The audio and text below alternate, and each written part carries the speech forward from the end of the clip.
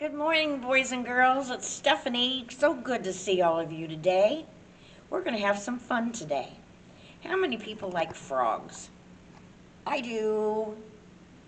We had a frog one time on our front door handle, and it was a green tree frog, and our handle on our door goes like this, and that frog was laying like that, and for the longest time I didn't see it. And he stayed there for about a week. I don't know what he was doing there, but I wasn't going to touch him. So today our first story is called One Frog Sang.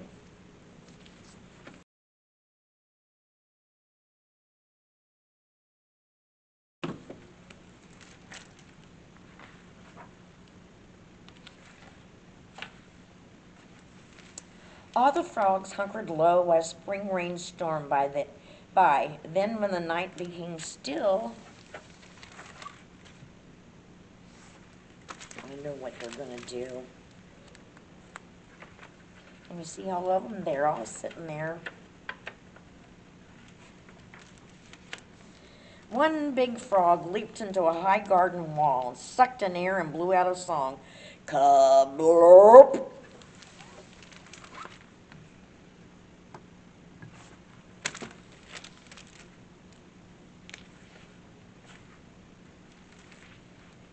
Two tiny frogs joined in from a window pane, shrieking, "Breep, breep, breep." Three young frogs sang, "Ribbit, ribbit," from a puddle in the middle of a path.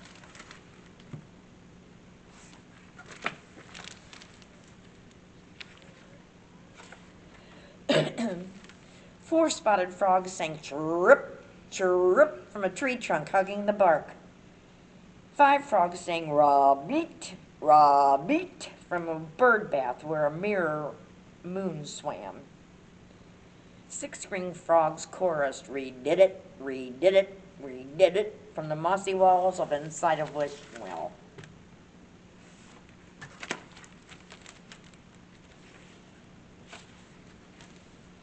Seven frogs sang, "Blurrup, blurrup," from the side of a road where it curved out of sight. Eight bullfrogs boomed, "Whoomp, whoomp," for water running dark beneath a bridge.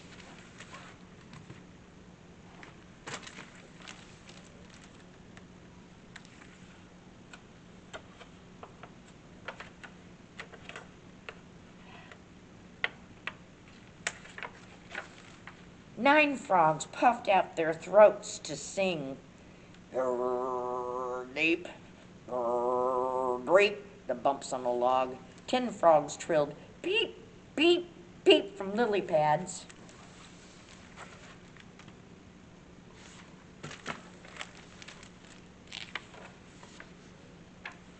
Grunts and croaks and chirps and ribbits, low and deep and high and shrill, all the frogs sang for love, until one car splashed down the wet street, wheels slushing along the pavement, and then 10 frogs stopped peeping from the lily pads. 9 frogs kaplopped on the floating log. 8 frogs peeked through the dark beneath the bridge.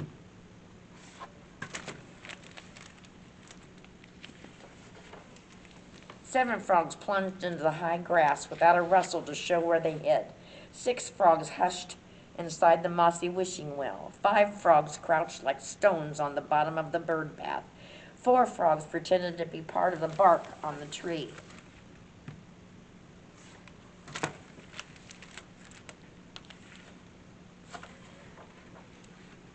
3 frogs huddled in the puddle on the path, and 2 frogs slipped down the glassy window pane. One frog sprang from the high garden wall.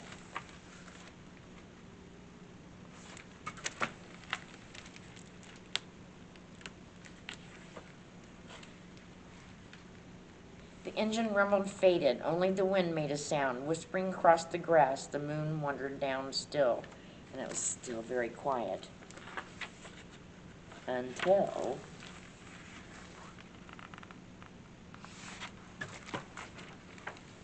one frog leaped on the high green wall and began to sing, "Kabaloop, kabaloop," and it all started over again.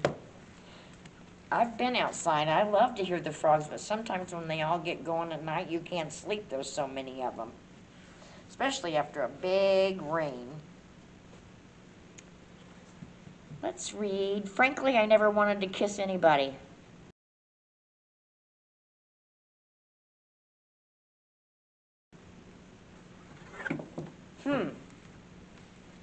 This is a story of the Frog Prince. Well, I just happen to be a former frog who inspired that saying, "My name is Prince Puckett," and let me tell you, that kiss was no picnic for me either. Here's the real story. Ew.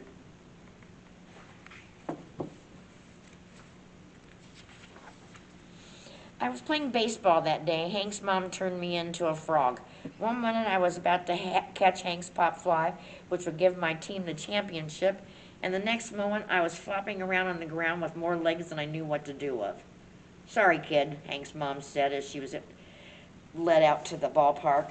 "To break the spell, just go out and kiss a princess. But she can't know you're a prince."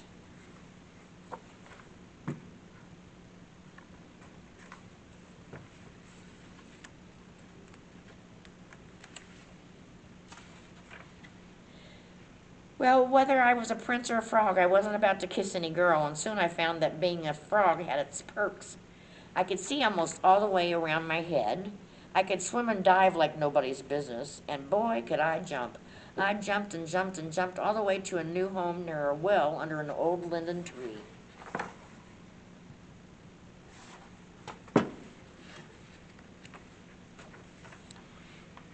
One day I was playing kick the mushroom with my frog buddies when I heard the unmistakable sound of a ball smacking into a glove. "That's the princess," Mickey told me. "She's always coming out here to practice." I listened to the smack, smack, smack, and I wished that I could be just a regular baseball playing prince again.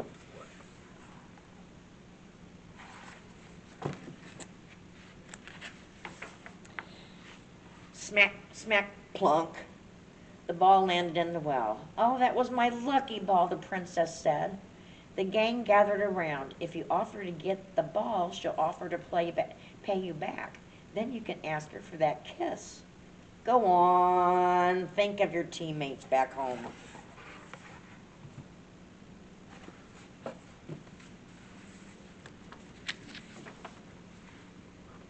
I worked my courage and jumped beside her. "Would you like me to get your ball?" I asked. "You," she said. "Well, I guess it wouldn't hurt to try." I hopped into the well and kicked the ball out.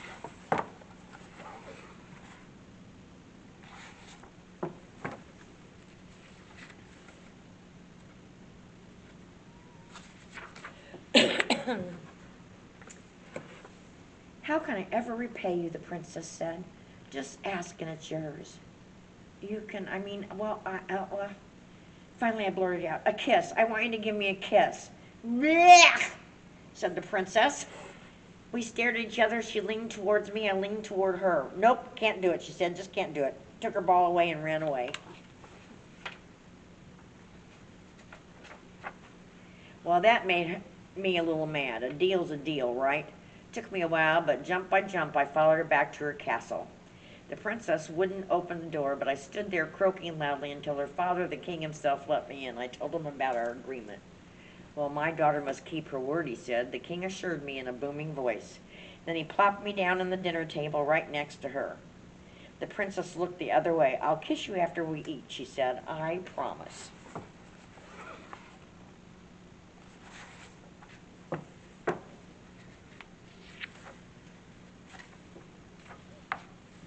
But as soon as she swallowed her last bite of lemon tart, she dashed up the stairs. I hopped right after her. "I'll kiss you right before I go to sleep," she said. But she pulled the covers up over her head and quickly began to fake snore. I spotted her lucky ball in the corner. "Well, I guess I'll be going now. Since you won't kiss me, I'll just be taking this."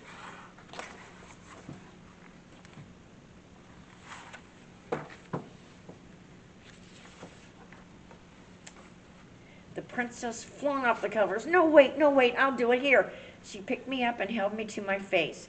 She closed her eyes, I closed mine. Then her lips touched mine. "Ugh," we both shrieked. I felt myself getting hurled in the air, and suddenly I was stumbling around with two legs and two arms that I didn't even know what to do with. You're a prince, she said. What an arm, I said.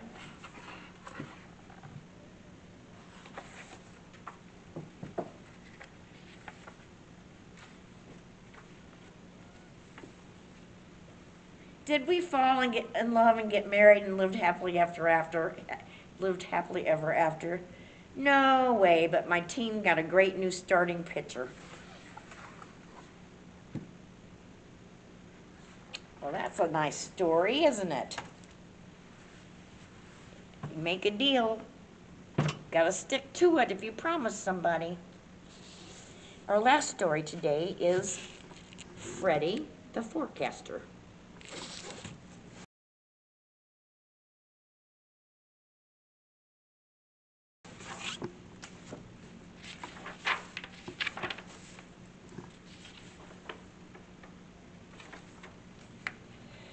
Blue skies, puffy white clouds, sunshine, and a light breeze. Ah, perfect weather for a lily pad hopping in the pond near Freddie's house. Freddie liked rainy days too, splashing in puddles, listening to the pitter-patter of rain on the roof. Snowy days were also lots of fun, a day off from school to build snow frogs. The air so cold Freddie could see his own breath, hot chocolate sitting in front of a toasty fire. All kinds of weather made Freddie happy. What do you expect from a frog who loves weather?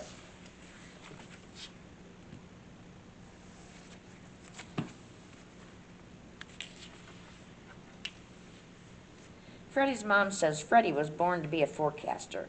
She remembers the very day he became clear. Freddie was hardly bigger than a tadpole as she pushed him along in his stroller. He pointed at the big gray cloud and said, "Rain!" was his very first word, and he was right.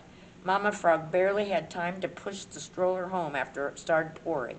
From that day on, Freddie and his mom watched Sally Croker, the chief forecaster on the Frog News Network, every morning. Sally was the best meteorologist in town. Everyone relied on Sally's forecasts to plan their weekends, trips, and events.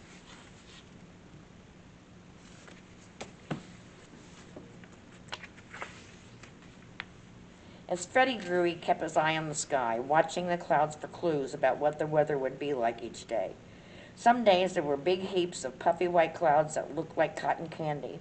Sometimes the clouds looked flat and hazy like a big gray blanket covering the sky. Some clouds were wispy and curly like a horse's tail.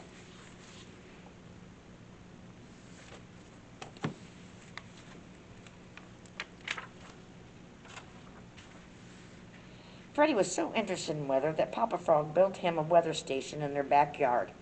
It had thermometers and barometers and all kinds of weather gear on the roof with a weather vane to show the wind's direction. Freddie's parents never had to ask him what he wanted for his birthday or special birthdays. The weather books and charts and tools they gave him always made him very happy.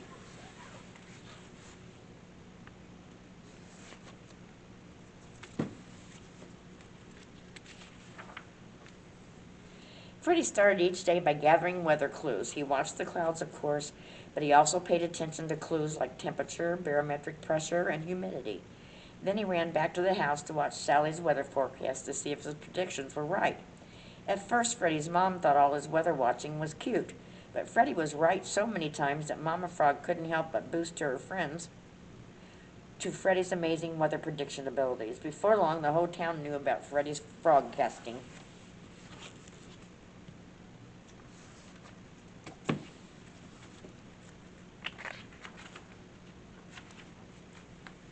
One day at school, Freddie's friend Holly Hopper was worried that it would rain on her birthday and ruin her outdoor party. Their teacher, Miss Fabian, said, "Why don't we ask our very own forecaster for help?" Miss Fabian handed Freddie her chalk, and Freddie drew the forecast on the blackboard. He explained how a high-pressure system was hovering right over Lilypad. This meant the weather should be sunny and warm for the next few days. Hooray! The whole class clapped and cheered when Freddie finished his report. He was so excited and very happy when Holly invited him to her party.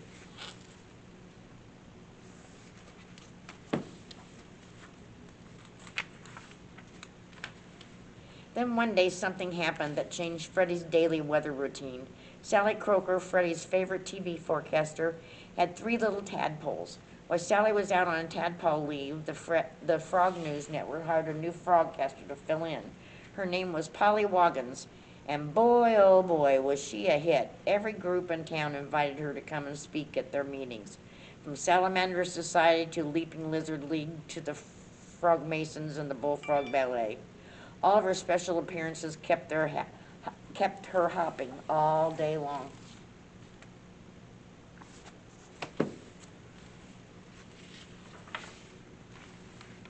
All that attention was great for News Network. Even more frogs tuned in to see the new frogcaster. But Freddie started to notice a change in the forecast. It seemed like Polly was so busy making all her celebrity appearances that she didn't have time to watch for weather clues. Several days in a row, Freddie's forecast was more accurate than Polly's. Some days Polly didn't seem to have a forecast at all. Mother Nature's being tricky today. It may be sunny or it may rain. Who knows? It might be even snow. Be prepared. Frogs were hopping around town, juggling their umbrellas and sunglasses and mittens, and that way they'd be prepared for any type of weather.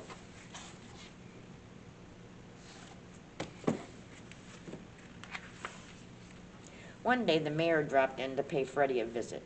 He knew about Freddie's forecasting skills and needed a big favor. "Mr. Mayor, what can I do for you?" Freddie asked politely. "As you know, Freddie, the Leap Frog Picnic is just a week away. It's a big event for frog families near and far, and it's very important to have an accurate weather forecast that day."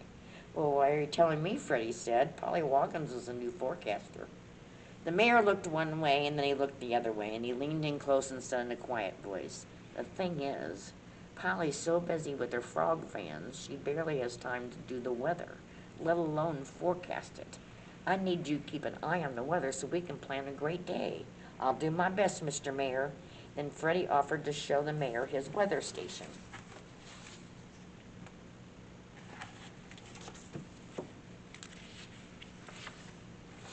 As Freddie led the mayor out to the backyard, he explained, "Weather gets tricky to forecast this time of year. One day it's warm and dry, and the next day it's cool and rainy. If it gets cold enough, it could even snow." The mayor was quite impressed with Freddie's weather station. "Amazing," he said. "Remember, Freddie, the whole town is counting on you to get this right."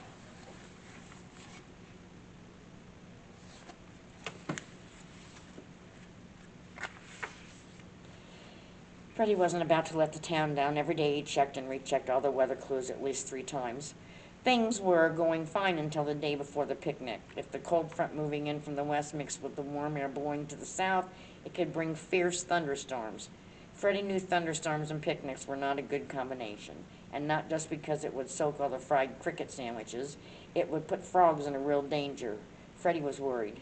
Polly Woggins hadn't mentioned a word about rain in her last forecast. Freddie had to do something. He called the mayor and asked him to meet at the weather station. But when the mayor arrived, he wasn't alone. Freddie's favorite TV forecaster, Sally Croker, was with him, tadpoles in tow. "I heard you needed a little help," she explained, with no time to waste. Sally and Freddie started checking for clues about the cold front coming in. "Mr. Mayor," she finally said, "Freddie's right. There's a big storm on the way." "Quick, turn on the TV," said the mayor. "Maybe we can get word to Polly in time for her last forecast."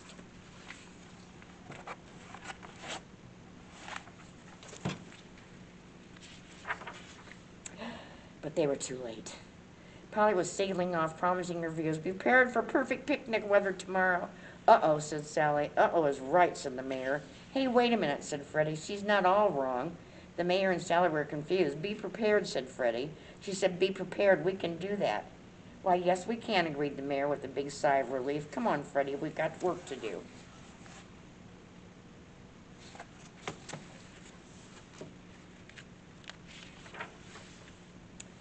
The big day started out fine, sunny and warm, and all the frogs were playing and laughing, diving into the lily pond and drying off in the warm sun. Right before lunch, things started to change. The fluffy white clouds turned gray and lumpy. There was a chill in the air, and the wind started to howl. A loud rumble sounded in the distance. Big, sloppy raindrops began to fall. The mayor grabbed a megaphone and said, "Please move your family and your food to the Frogatorium. I repeat, everyone, head to the Frogatorium." Freddie held up a big white sign with the red arrow pointing to the fleeing froggies in the right direction. Thanks to Sally and a big supply of umbrellas, everyone scurried to safety. In no time at all, the frogs were enjoying an indoor picnic, cheering on the winner of the fly-eating contest, and practicing for leapfrog races. Happy frogs were nibbling on food and piled high on big tables. Freddie and Sally and the mayor had set up the night before. They had taken Polly's advice to be prepared and were ready for sunshine or rain.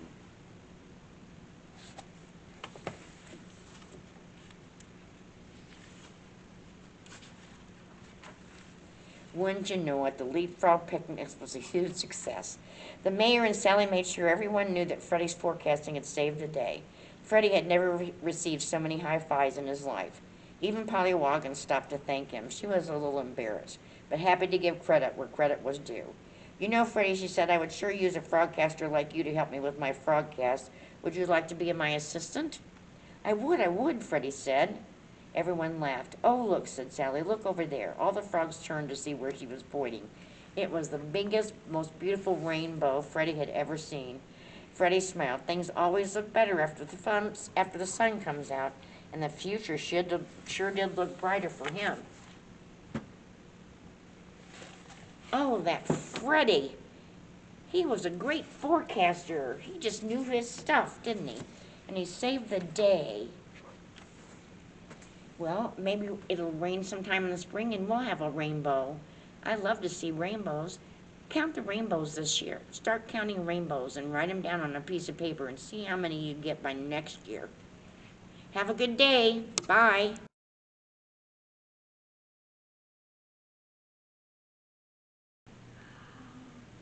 Kerplunk! Ribbit, ribbit! Hi everyone! Frankie Frog here to spend story time with you today. How are all my little tadpoles doing this beautiful spring morning? Great, I hope. My little ones are ready for some summer fun. They have been talking for hours about all the fun places they want to visit this summer. Are you starting to think about fun places to visit in town? First on our list is Raging Rivers. We love going down the slides and swimming in the wave pool. You know, I hear that Raging Rivers will be opening a new slide this summer, and they're going to have a sea lion show. It is going to be amazing. Hey, who's there? It's me, Dean. Oh, hi, Dean. Come on out here. I won't hurt you. Well, are you sure? Oh, come on. I'm your friend. Of course I'm not going to hurt you. Well, hi, Frankie. How are you today? I'm doing great. What are you doing here today? I was told I was the only one that was coming. Well, I was jumping by and saw the librarians were doing stories for the kids. So I just said to myself, Frankie, you need to stop by and say hi. That is the polite thing to do. Ribbit, ribbit. Well, I'm glad you're here, Frankie. I've been wanting to talk to you about the pond. Well, maybe we can discuss that when we leave the library today. The story time, kids don't want to hear about our pond. Oh, okay. Well, what shall we talk about? Dean, I was talking to the kids about summer staycation. I told them about how my little ones love Raging Rivers. Oh, yes, we love that place too. We can't wait to visit again this year. Well, what other things do you have planned for this summer, Dean? We love to go camping at Pierre Marquette Park. Oh, yeah, that is a fun place. We just love hopping the trails all day long. You should visit the top next time you go and see the beautiful river. It's so beautiful up there, and it's such a beautiful park. Well, we'll do that, and, maybe we'll even take a little dip in the river. Frogs can do that, Have you any other fun places that you can share with me? Well, the library has a summer reading program every summer. My kids just love to participate and win prizes. What? I'm not sure I knew about that. Well, definitely we will have to come by the library and register this year. Yes, don't forget, the kickoff is Monday, June 7th. If you register your little ones on that day, they'll enter you in a drawing for an awesome basket full of great things. Whoa, that sounds amazing. If you would like, we could meet at the library and register our kids together. Sounds like a plan, Dean. Yay! Well, boys and girls, don't forget to get registered for this year's summer reading program. Yay! Reading colors your world.